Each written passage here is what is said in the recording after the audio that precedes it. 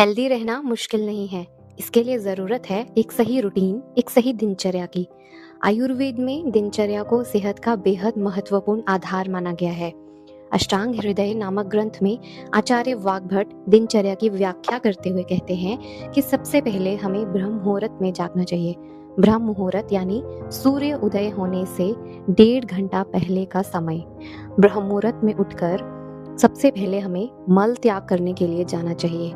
सुबह अगर आपको खुद से मल त्याग की अर्ज आ जाती है तो समझिए आपका मेटाबॉलिज्म अच्छा है, और अगर नहीं आती तो आप एक ग्लास ल्यूक वार्म यानी हल्का गुनगुना पानी पीकर बॉवेल मूवमेंट्स को नेचुरली स्टिमुलेट कर सकते हैं।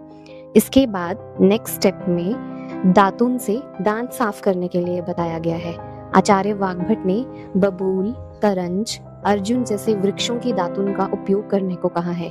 जब आप दातुन करें तो ध्यान रखें कि इसके अगले हिस्से को दांतों से चबाकर या कूटकर सॉफ्ट कर लें ताकि मसूड़ों पर किसी भी तरह की इंजरी ना हो।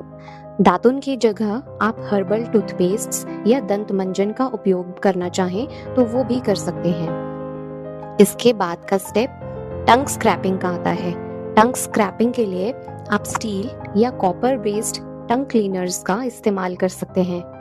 मुख शुद्धि हो जाने के बाद नेत्रों के स्वास्थ्य की रक्षा के लिए प्रतिदिन अंजन यानी कॉलेरियम के प्रयोग का निर्देश किया गया है। नियमित अंजन का प्रयोग हमारी आंखों की कफ दोष से रक्षा करता है।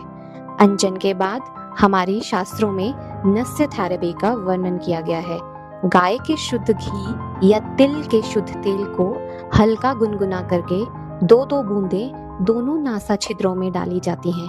घी या तेल की जो बूंदें गले तक पहुंच जाएं, उन्हें अंदर निगले नहीं, थूक दें। ये क्रिया आप सुबह या रात को सोने से पहले भी कर सकते हैं। नस्य के बाद बारी आती है गंडूश यानी ऑयल पुलिंग थेरेपी की। गंडूश थेरेपी करने के लिए हमें चाहिए शुद्ध तिल का तेल। तेल को मुंह में भरकर कुछ समय तक रखा जाता है। इस दौरान ना उसे घुमाते हैं और ना ही निगलते हैं। 5 से 10 मिनट तक मुंह में रख लेने के बाद उस तेल को थूक दिया जाता है। ये क्रिया हमारे दांत और मसूड़ों को मजबूत बनाती है।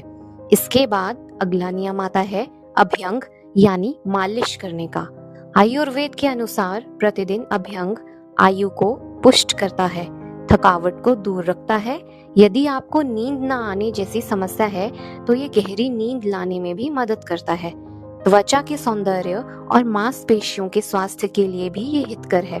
आचार्य वाग्भट ने संपूर्ण शरीर में अभ्यंग करने के लिए कहा है, लेकिन बिजी रूटीन के चलते ये पॉसिबल ना हो पाए तो सिर, कान और पैर के तलुओं में विशेष रूप से अभ्यंग करना चाहिए। अभ्यंग के बाद शरीर के बल और अग्नि को मजबूत रखने के लिए व्यायाम के लिए कहा गया है। व्यायाम हमें कितने समय के लिए करना चाहिए? इसके लिए आचार्य कहते हैं कि अपने शरीर की अर्ध शक्ति तक हमें व्यायाम करना चाहिए।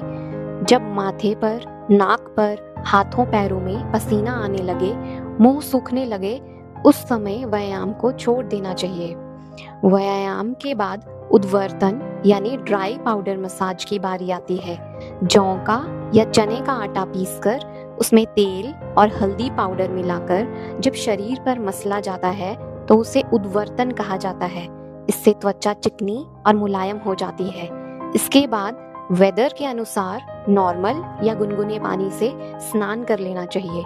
स्नान कर लेने के बाद शरीर के पोषण के लिए भोजन करने का निर्देश किया गया है। अपने शरीर की प्रकृति के अनुसार भोजन किया जाए तो ये शरीर के लिए हितकर होता है। दिन का सबसे पहला भोजन यानी ब्रेकफास्ट हमें हल्का ही लेना चाहिए।